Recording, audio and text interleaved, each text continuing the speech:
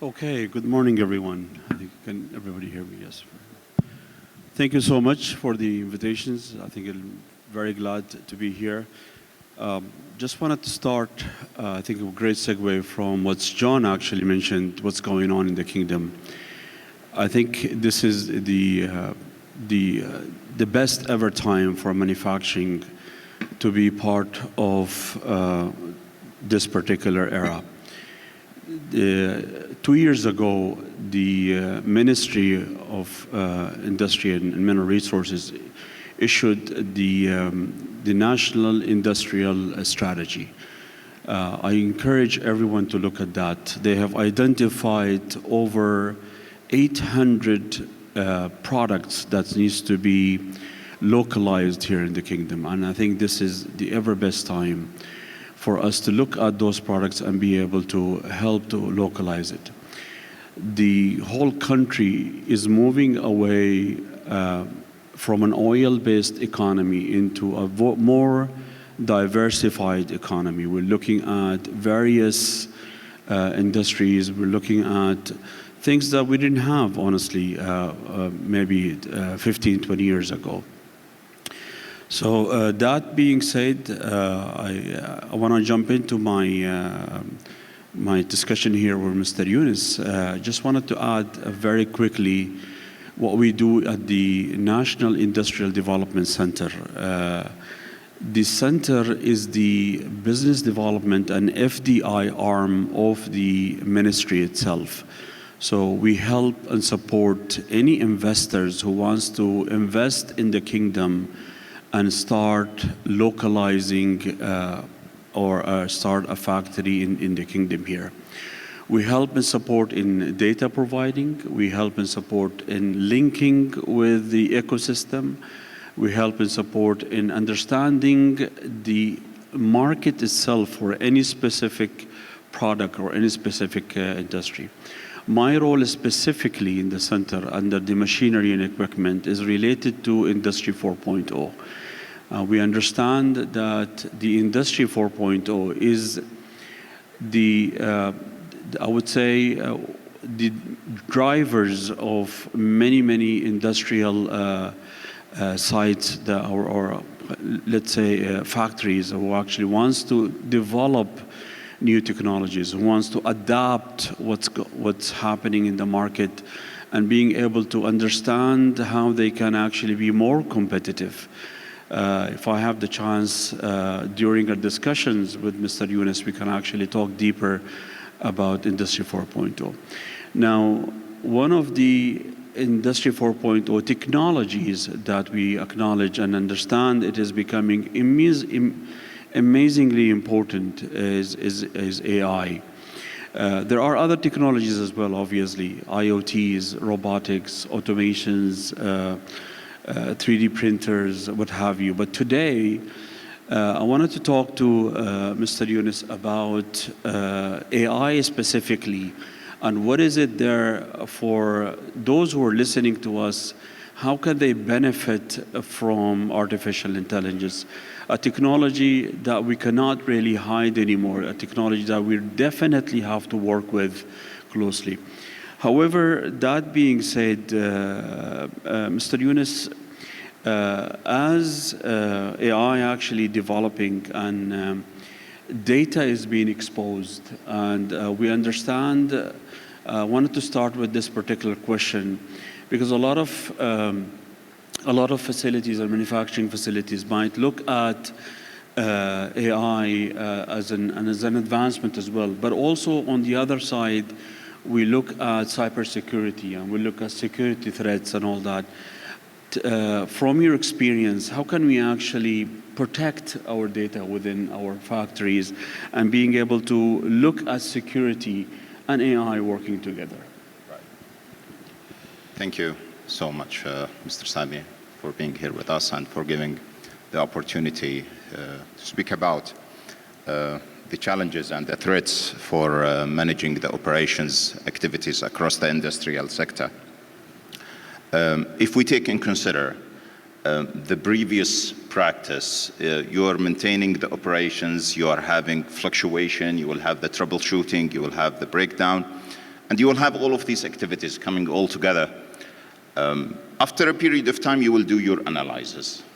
And to do the analysis and to identify the troubleshooting after the case is done, and it's probable to have that you have reached to the proper reason, probable that you have to maintain the availability, you know the reason behind the fault, let's say, and you can consider the areas for improvement.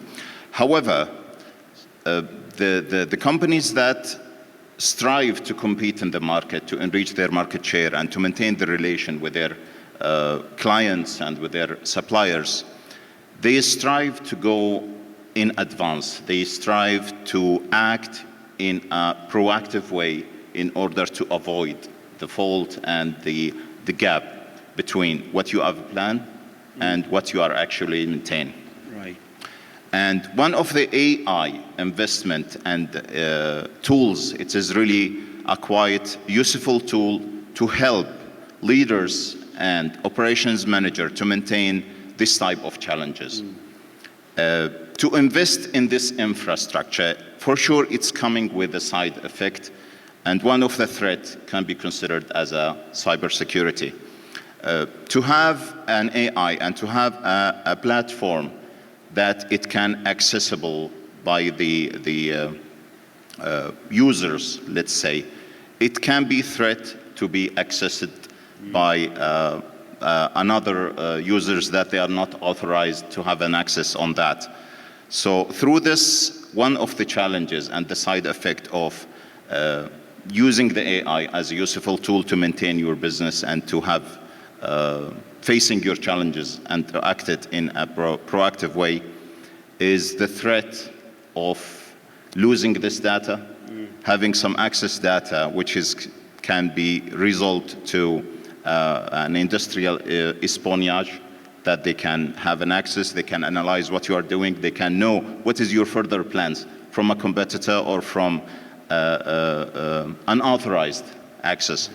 Through this, it is really helpful and it's really essential to consider the cybersecurity, the data encryption, to make sure that the infrastructure can be capable to maintain the required of data flow in a safe way and do some analysis afterward. Further to this, from time to time, especially in the technology, from time to time we will have some upgrading, we will have some another system, we have some enrichment of the cybersecurity where the owners should have an invest in this and should to consider in the upgrading.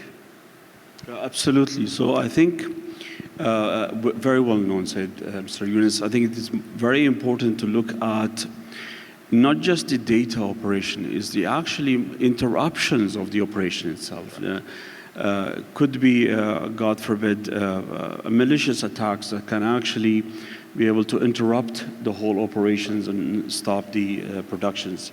We all know that as technology advances, there are always a threats around that advancements.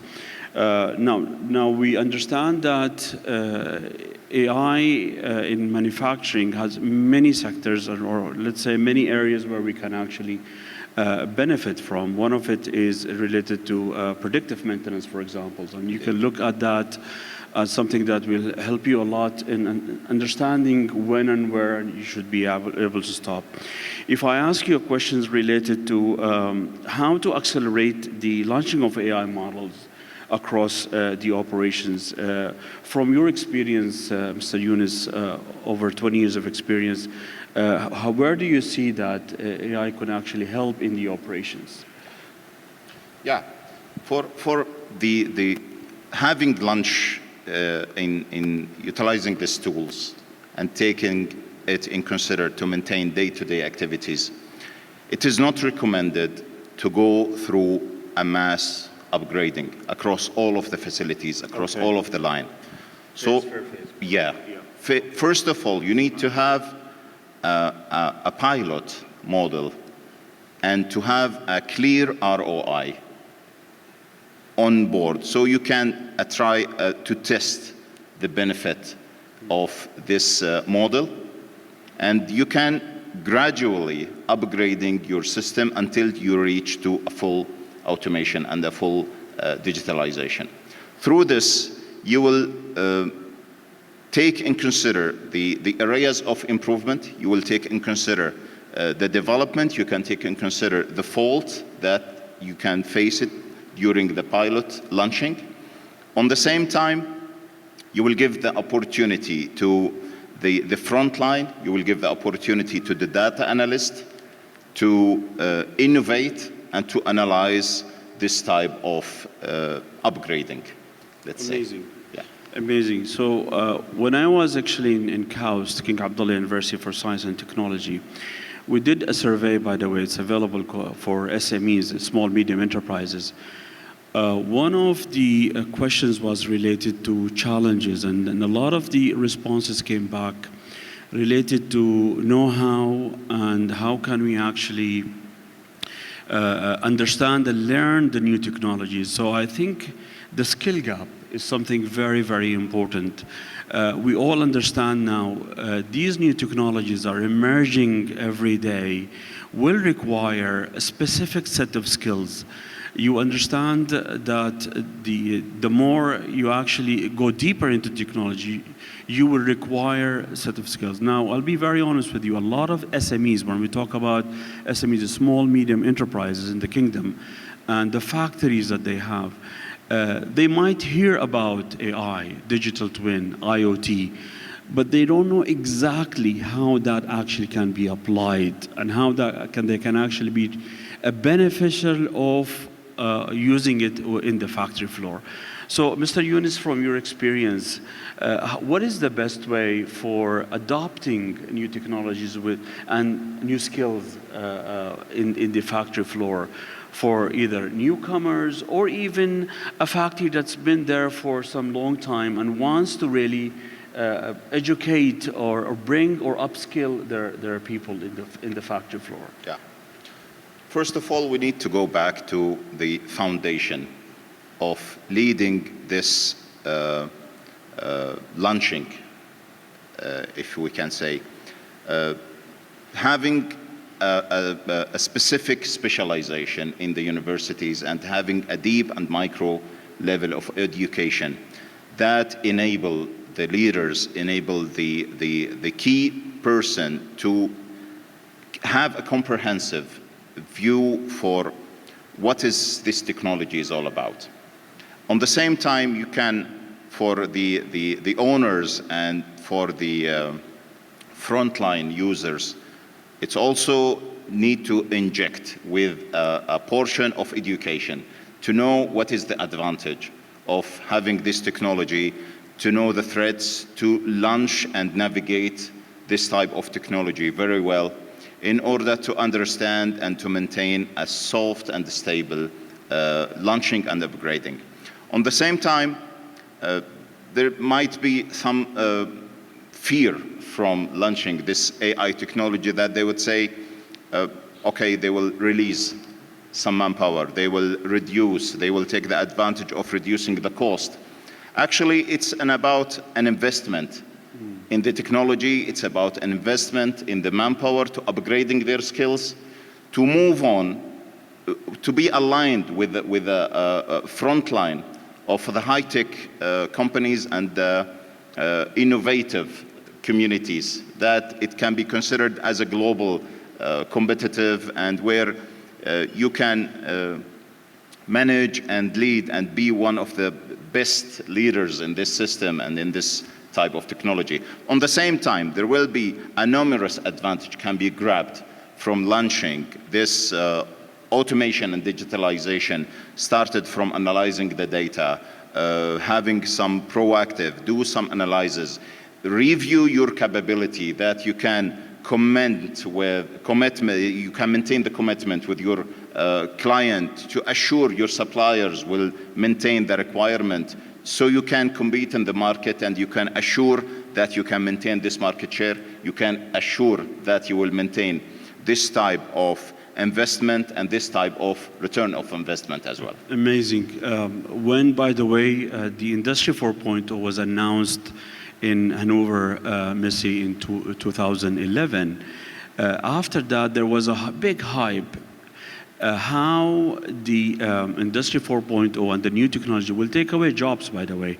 And until today, there are this particular hype of how our people will be replaced by robotics and people will be replaced by these new technologies.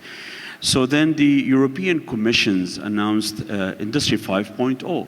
And guess what was the main pillar of the Industry 5.0 was exactly human being in the center of these particular technologies.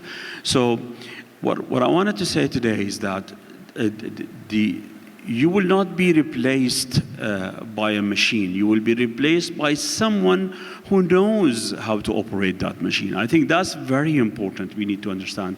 So I think the government and the kingdom is doing a lot into terms of how can we actually bring up our skills, our new generation skills, into understanding if there is an AI, we have to admit that, then how can we actually learn the tools of AI and how can we actually apply that particular knowledge into any particular industry. And manufacturing is absolutely one of the areas that could be something very, very much well needed.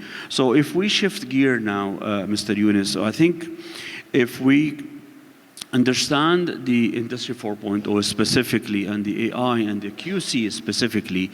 So I'll give you an example and then I'll give it to you. So Nike, for example, have implemented a particular sensors within their shoes that will read the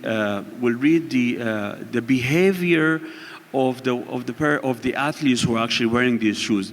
Why this is important? It gives them back data, how they can actually later on maneuver the productions of that particular shoes. Now, very much, this is probably one of the features of Industry 4.0 is understanding data coming from the direct users who are using a particular product of yours. And I would really advise that this is very fascinating to understand now where you're not just mass production, you're actually producing now based on a specific requirement from coming or real data coming from the floor. So if I go back to you, Mr. Younes, regarding QC and maintaining customer-suppliers relationship and market share achievement, what's your view into that? Yeah. So one of the main advantages that you can taking it from innovative AI is to improve and upgrade the role of QC, not to control, not to inspect. It is to deal with the things in a proactive way. Amazing. Yeah. Yes. One of the practice that we learned from lean manufacturing, it's called SMED, Single Minute Exchange Die. This, once you have a changeover in your lines, you will consider how many minutes you will take it to change, to complete the changeover, actually. And through this, it's a practice for the lean manufacturing that it can count on the paperwork. However, how much we're gonna save and how much we can achieve in a prompt and fast way if we have this in the digital. If we have this changes in an analyzer's way, if we have a certain level of production lines and consider the changeover over the time, after 1 month, after 3 months, after 1 year, and to link this, as you have mentioned, to have a sensor for the steps, to take and consider that you have the proper tool, to take and consider that you have the right setup to maintain this changeover. This will lead, it's not directly linked with the quality control. However, it's about practice. Yes, quality, they're focusing on the product itself, but comprehensively, it is linked with the behavior of the manpower.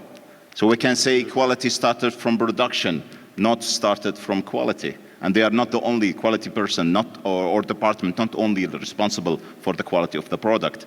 On the same time, there is a quality for the operation flow. There is a quality for the system itself, how we can manage the requirement and how we can take and consider the criteria and the changeover and the startup waste, let's say.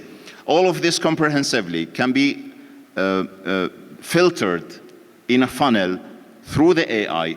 Then you can identify where is your level steps on and where to go through investment in the process itself, through investment and reconsider the design of the layout, through having a spontaneous flow and do analyzes this right on the clock. Absolutely. So you can, through this, you will analyze and identify how much you required for the time, how much required for the manpower, how much you required for the material itself. And you can analyze, for example, if we consider 2024 and 2025 material demand, and we can know about the commitment of the supply for the quantity and for the date that it's committed from the supplier, you can assure you will compete in the market, you will fully commitment with your clients to supply the required product on the required time and on the required quality. Amazing. So it's extremely important to get feedback from the market and understand how things are actually coming along. So just to respect on time here, we may have for 1 or 2 questions maximum. Anybody have any questions from the audience?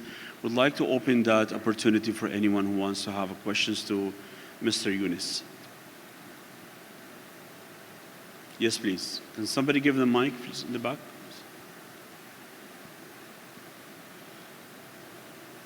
Right there. Assalamu alaikum. Dr. Anas Halawani from Tanmiya Food Group. Nowadays, the regulation is driving the innovation. We receive a letter from SFDA that they will start to use the AI and IoT by October to control the whole temperature control in the food processing.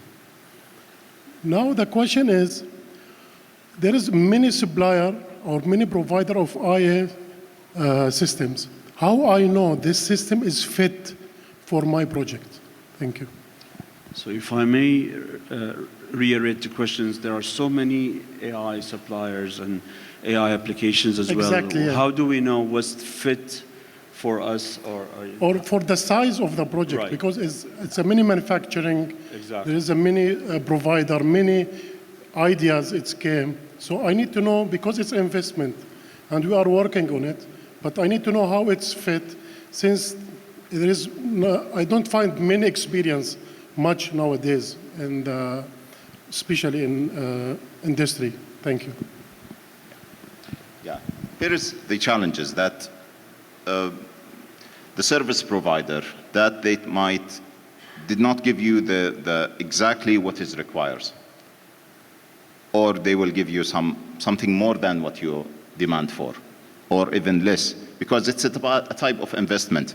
So in this case, you need to hire the required expert to lead this type of project, to have the tailored solution for exactly what you need.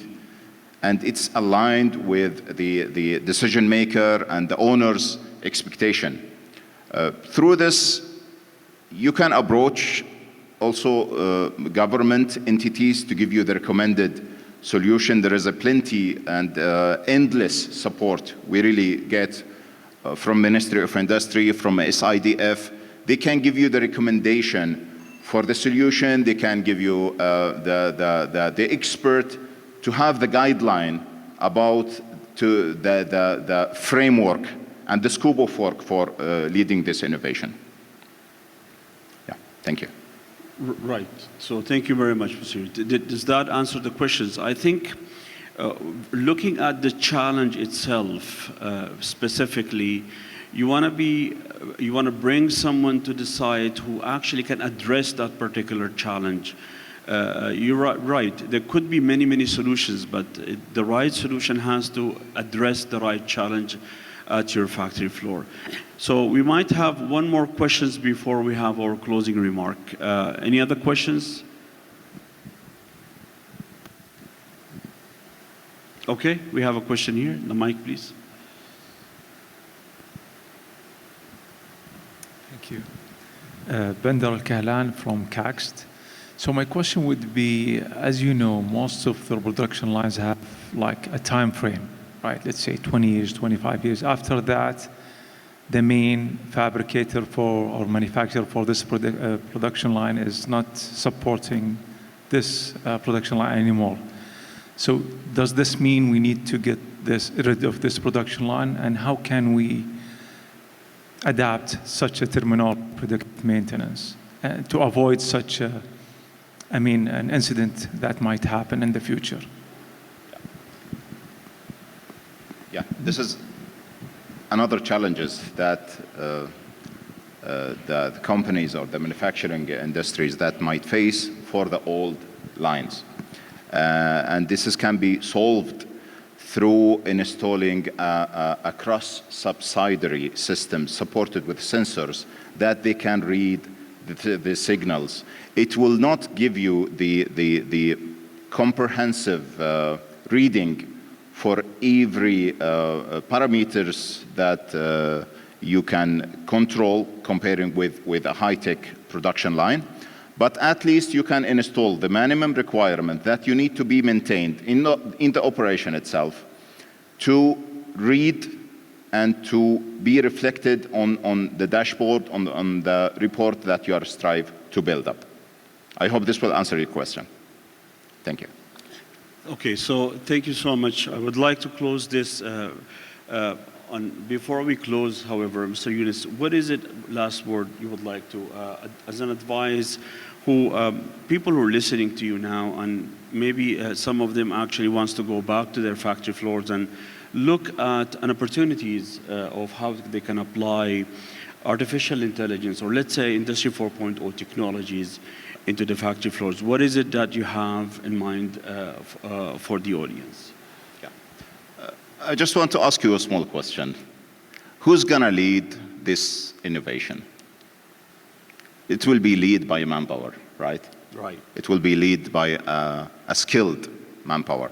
Right. So the manpower, it's the asset number one for the company, that they need to be empowered, they need to be supported, they need to be validated to show all of the challenges, to open the doors for the ideas, for the development, not only for the AI itself. It's also coming from giving an early alarm for any challenges. Give you, you can hear some information from the front line, which is really helpful to develop or to avoid some threat. So invest in the manpower. That's very important. Absolutely. So the message is invest in manpower. So if I would actually, a great segue to what Mr. Younes said, the word innovation is extremely important. What used to be innovations a few years back, maybe some people think about it as a nice to have. Today, innovation is must to have, okay? Honestly speaking, if you don't innovate, you're either gonna leave the market or you're gonna be the last row. So being in the innovation mindset, building that among the people, all the way from the highest level all the way to the factory floor level, amazingly important. And COVID-19 was a biggest test for us. Those who were continuously innovating, they were able to actually adapt and move on. And we have a live example of, everyone knows about Nokia and everyone knows about Kodak. Kodak, when the very quick story, when one of the board members actually came up with the idea of digital camera, he was a bit slashed. Everyone told him, look, we are the best in films, we are the best in our cameras, but where's Kodak today? Nobody knows about it. Only all generations knows about Kodak. So what I wanted to say is that please take care of every single idea. even if that idea might not adapt today or not be applicable today, but on the long run, look at it carefully, because that idea could be the change in your factory and in your business as a whole. Thank you so much.